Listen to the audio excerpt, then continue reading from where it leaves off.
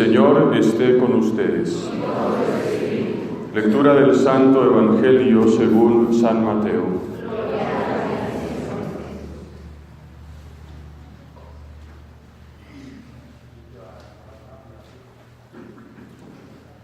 En aquel tiempo dijo Jesús a los sumos sacerdotes y a los ancianos del pueblo: ¿Qué os parece?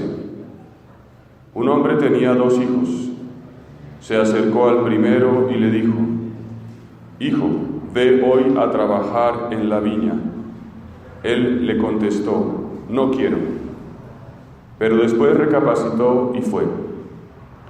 Se acercó al segundo y le dijo lo mismo.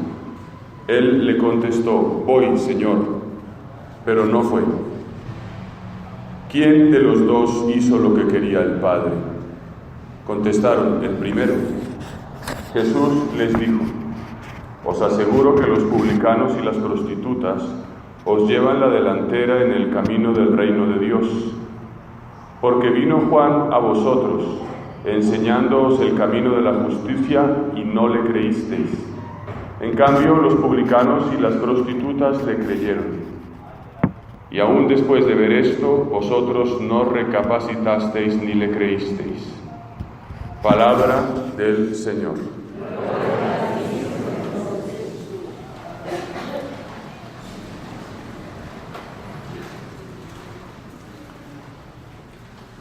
Ayer tuve la oportunidad de participar en un panel sobre la eutanasia, una experiencia que no había tenido, entre otras cosas porque no es un tema que yo maneje con propiedad. Al final una persona se acercó y me dijo: me ha gustado lo que se dijo en este panel y le quiero decir que yo soy ateo y no creo porque, entre otras cosas, la fe dice que los pecados son de pensamiento, palabra y obra. Más o menos venía a entender que todo es pecado, ¿no? Y le dije: bien, es complicado, ¿no? Y entonces, bueno, esto simplemente para decir algo que me quedó sonando y que me sirve, me parece, para ilustrar algo del Evangelio de hoy. Decía esta persona: pensamiento, palabra, obra, y omisión, que es una manera de obrar. Pensamiento, palabra y obra. Y este Evangelio es muy especial. Aquí vemos a Jesús que en primer lugar habla a los sumos sacerdotes y a los ancianos, a aquellos que en principio cumplen todo, que lo hacen todo bien, para ilustrarles que ellos probablemente dicen pero no hacen. Y en cambio hay otros que aparentemente dicen que no, pero sí hacen. ¿Que serían quiénes? Las prostitutas, los publicanos. Los publicanos, que eran aquellos que recogían impuestos para el Imperio Romano, es decir, traicionaban a sus propios conciudadanos, a los hebreos. Y me parece que esta palabra, en primer lugar, nos puede pegar a cada uno de nosotros, a mí en primer lugar. Nosotros somos los que en principio decimos que sí creo, los que venimos a misa. Miremos cuántos estamos aquí, en comparación de la gente que vive en este barrio, una minúscula proporción. Y tenemos el peligro de decir sí, pero luego no vivir las cosas que Dios nos pide. Y entonces decía que hay 3 aspectos que quizás nos ayuden a aterrizar este Evangelio, que tienen que ver con el pensamiento, la palabra y la obra. En primer lugar, consideremos esto del pensamiento. Dice, este hombre tenía 2 hijos, y el primero le dice: hijo, ve a trabajar en la viña. Él dice: no quiero. Y el otro, en cambio, quiere guardar las apariencias y dice: yo sí voy. Da la impresión de que el primer hijo, el que dice no quiero, es consciente de que trabajar en la viña es una tarea onerosa, de que es arduo, de que es difícil. Lo ha pensado, lo considera y dice no. En cambio, pareciera que el segundo es aquel que no medita suficientemente el contenido de sus compromisos, sino que va como comprometiéndose ligeramente. Yo creo que esto nos ayuda a pensar. Si nosotros somos personas que tomamos decisiones ponderadas, personas que tomamos decisiones profundamente pensadas, maduradas, o si vamos un poco a la ligera, pensemos que nuestro mundo nos invita a ser supremamente compulsivos, a que hay que comprar, a que hay que hacer, a que hay que viajar, a que hay que tener.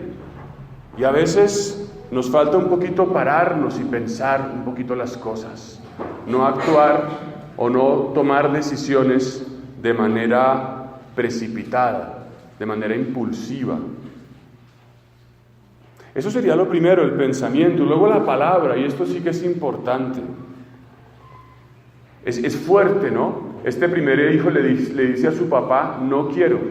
En la mentalidad hebrea, contravenir una orden de un padre era una falta muy seria, muy grave. Y este primer hijo, pues, tiene como por decir así, valentía de decir no. Qué importante es aprender a decir no. ¿Cuántas cosas se nos han complicado en la vida por decir que sí, sin tener suficientes capacidades para cumplir? Aquí dice que uno dijo que no y luego cumplió, y el otro dijo que sí y luego no cumplió. El ideal es que hubiera dicho sí y cumpliera, es decir, que sus palabras fuesen consistentes con sus obras.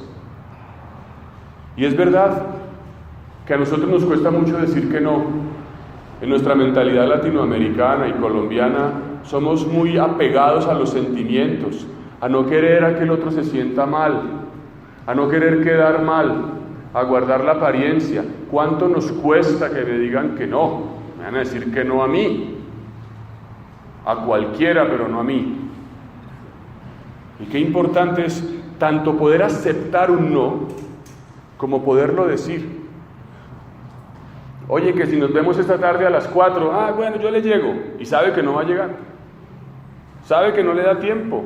Si considera el tráfico de esta ciudad, es imposible que lo logre. Qué bueno es pararse y decirle, mira, no. Ay, pero usted cómo, no, qué pena, no puedo. Se acabó. ¿Cuántos líos nos evitaríamos por poner la cara? Como dice el refrán, más vale una vez colorado que ciento descolorido, que por andar ahí como superficialmente, ligeramente, ¿no? Y esto cuesta, porque vivimos muy de los afectos. Y en tercer lugar, decía pensamiento, palabra y obra. Realmente decimos que Jesucristo, digamos, es la palabra de Dios que se hace carne. Es una palabra que se hace un acontecimiento, es el sí de Dios. En la segunda lectura escuchábamos esto. Cristo no consideró el tener la condición divina, sino que se anonadó, se hizo hombre, y se hizo hombre para padecer, para tomar nuestra debilidad y para morir en la cruz por nuestros pecados. Es decir, Cristo es aquel que dice sí y lo cumple, y va hasta el final,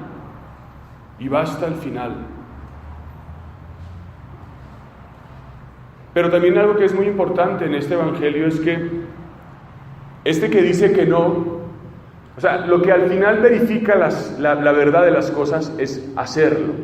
Le dijo que no y quedó mal con su papá, el primer hijo, pero al final cumplió, hizo lo que tenía que hacer. ¿Qué nos quiere decir esto? Que siempre es posible convertirnos. Por eso la primera lectura de Ezequiel decía esto.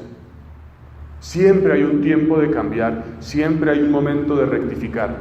En el fondo, la vida nuestra, la vida cristiana, no es una especie es un camino, pero no es un camino que se recorre como por una autopista, en una línea recta, sino más bien es el camino que recorre un barco, que va por el mar de un puerto a otro. En el mar hay corrientes, en el mar hay vientos, que continuamente están desviando el rumbo inicial de la nave, pero el piloto con el timón debe rectificar todo el tiempo. todo el tiempo. Todo el tiempo debe reorientar. Y esto es muy importante, porque a veces la pereza, la soberbia, la psicorrigidez nos hace como no querer cambiar de rumbo, o por otra parte nos hace poder pensar que no es posible cambiar de rumbo, ¿no? Que yo ya soy así, que no hay nada que hacer, que si soy infiel en mi matrimonio y llevo 10 años siendo infiel, esto ya se quedó así, que si soy adicto al alcohol, al sexo, al chisme, entonces pues así es que vamos a hacer. Y es verdad que todos tenemos debilidades, todo el tiempo, yo el primero, estamos combatiendo, pero el Señor hoy nos dice, ánimo, ánimo, que siempre es posible reorientar la vida, siempre es posible tener un tiempo, o sea, cada segundo de nuestra vida es una ocasión de reorientarnos, de poner por obra aquello que Dios quiere, sin desánimos, ¿no? Sin ingenuidades. A veces somos súper extremistas, blanco o negro, y como, por ejemplo, no sé, empezamos algo y si no nos sale como esperábamos lo dejamos tirado. Empecé a leer un libro, pero no lo vuelvo a leer. Empecé a estudiar idiomas y tal, pero lo dejo ahí tirado porque lo abandoné un tiempo. Pues qué bonito con humildad recomenzar. Bueno, pues esto no me salió, lo dejé un tiempo, vuelvo a empezar. Sí, es verdad que soy de mal genio y se me salta la chispa, se me salta el bloque cuando no debe, pues vuelvo y pido perdón. Y para eso es la confesión de los pecados. La confesión de los pecados es como ese timón de volver a empezar. Porque también Dios es bueno y permite que seamos débiles, para que no nos engriamos, no nos engañemos y nos creamos que lo sabemos todo y que podemos juzgar a los demás. 3 cosas, pues, me parece que esta palabra nos dice.